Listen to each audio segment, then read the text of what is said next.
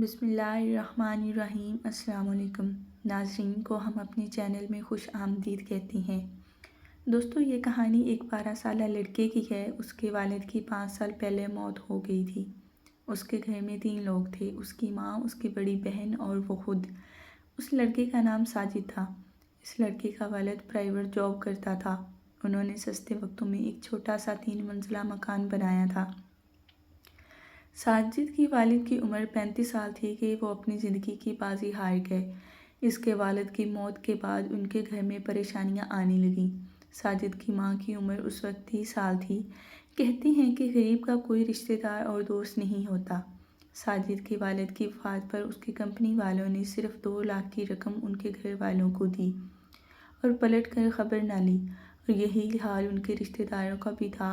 انہوں نے بھی کوئی خبر نہ لی اور اپنے کاموں میں مصروف ہو گئے۔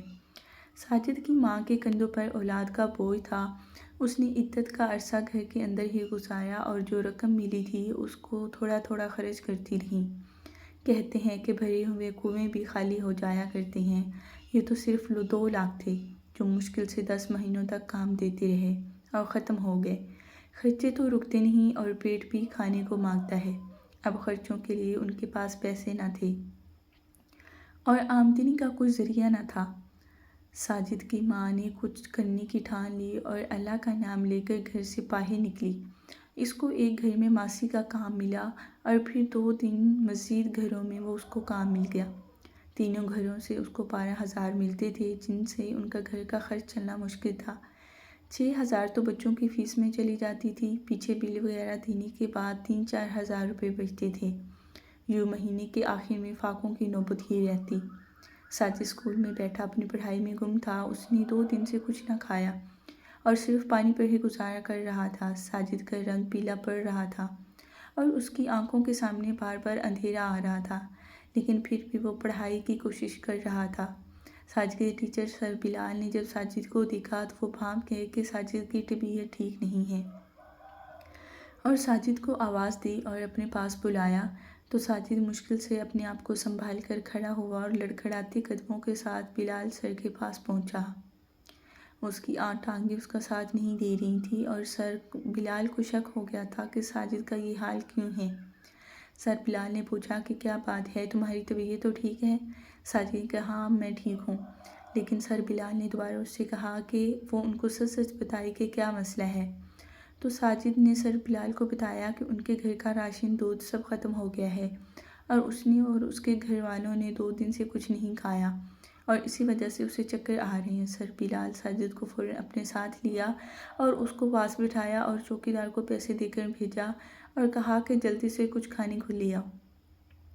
چوکیدار مارکیٹ گیا اور کچھ ہی دیر میں ایک برگر اور ساتھ میں ایک کولڈ ڈرنک لے کے آیا۔ سر بلال نے فوراً وہ برگر ساجد کو تھمایا اور کہا بیٹا اسے کھا لو۔ ساجد نے وہ برگر اور ساتھ ہی کولڈ ڈرنک بھی پی لی اور اس کی آنکھوں کے سامنے روشنی آنے لگی۔ سر بلال نے اس سے پوچھا کہ طبیعت میں بہتری آئی ہے تو اس نے اسباق میں سر ہلا دیا۔ سر بلال نے اس کو کلاس میں بھیجتے ہوئے کہا کہ چھٹی کے وقت وہ اس سے مل کر جائے۔ چھٹی کے وقت ساجد سر بلال کے پاس آیا اور سر بلال سے کہا کہ رکو ہم ساتھ جائیں گے۔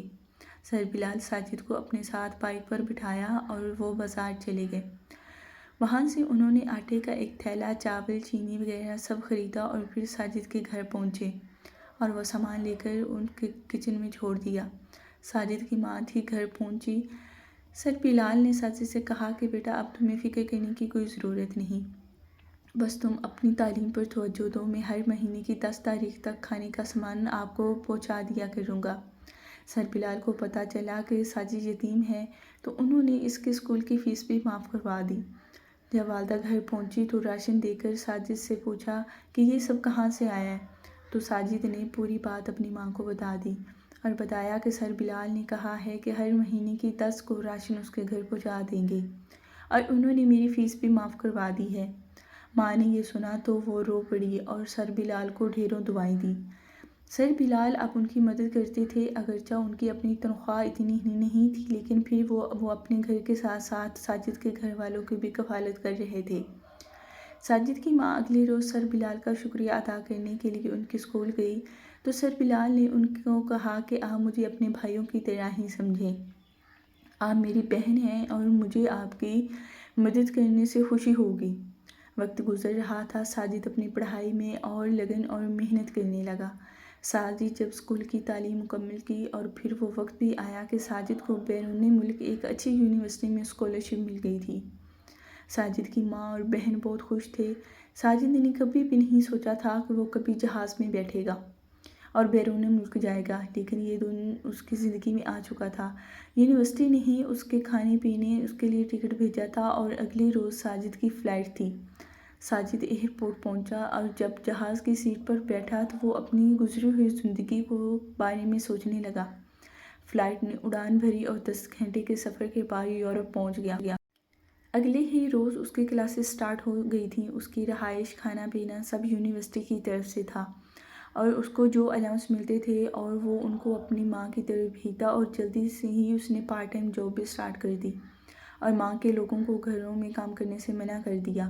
اب ساجد اچھی طرح سے سیٹل ہو چکا تھا اور وہ اپنی والدہ کو 1.5 سے 2 لاکھ کی رقم بھیجتا تھا۔ اس کی والدہ نے گھر کا کام کروایا اور فرنیچر وغیرہ بھی نیا خریدا اور ان کے اچھے دن شروع ہو چکے تھے۔ وہی رشتے دار اب وہ ان کے گھر آنے لگے۔ 2 سال کا عرصہ کیسے گزرا پتہ ہی نہ چلا۔ ادھر ساجد کی بڑی بہن کی تعلیم بھی مکمل ہو چکی تھی۔ ساجد کی ڈگری مکمل ہوئی تو یونیورسٹی کی تقریب میں ہی اس کو پاکستان کی کمپنی نے جاب آفر کی، جب ساجد کی ماہانہ تنخواہ 4 لاکھ تھی۔ ساجد بہت خوش تھا اور اس کا یورپ میں آج آخری دن تھا۔ اس نے اپنی ماں اور بہن کے لیے ڈھیروں تحائف خریدے اور اگلے ہی دن کی فلائٹ سے گھر پہنچا۔ ماں نے اپنے بیٹے کو گلے لگایا اور اسے چومنے لگی۔ آج ساجد کامیاب انسان تھا۔ اس نے 1 ہفتے میں اپنی جاب کو جوائن کرنا تھا، جہاں سے اسے جنرل مینیجر کی پوسٹ ملی تھی۔ ساجد کا آج اپنے آفس میں پہلا دن تھا۔ اس نے آفس جوائن کیا اور جیسے ہی اپنے آفس میں پہنچا، اپنی سیٹ پر بیٹھا تو ایک دم اس کو سر بلال یاد آ گئے، جنہوں نے اس کی کفالت کی تھی اور 7 سال تک اس کے گھر میں راشن بھیجتے رہے، اور انہی کی مہربانیوں سے ساجد جس مقام پر تھا، اگر وہ ساجد کے سر پر دست شفقت نہ رکھتے تو ساجد تعلیم حاصل نہ کر پاتا۔ سر بلال کو امیر انسان نہ تھے بلکہ وہ تنخواہ دار تھے اور اس کا حق ادا کیا۔ ساجد نے اسکول چھوڑنے کے بعد سر بلال کی خبر نہ تھی اور وہ بہت شرمندہ تھا۔ ساجد نے آفس کی گاڑی نکلوائی اور سیدھا اسکول پہنچا۔ سر بلال کا پوچھا تو سر بلال کا پتہ چلا کہ وہ 1 سال پہلے اسکول چھوڑ چکے ہیں۔ ساجد کے گھر کا پتہ لیا، بہت سارے پھل مٹھائیاں لے کے گھر پہنچا۔ سر بلال کافی کمزور ہو چکے تھے۔ وہ ٹیوشن پڑھا رہے تھے جس سے ان کا گھر کا چولہا چلتا تھا۔ ساجد نے ان کی یہ حالت دیکھی تو پریشان ہوا۔ سر بلال کو 1 بیٹی اور 2 بیٹے تھے۔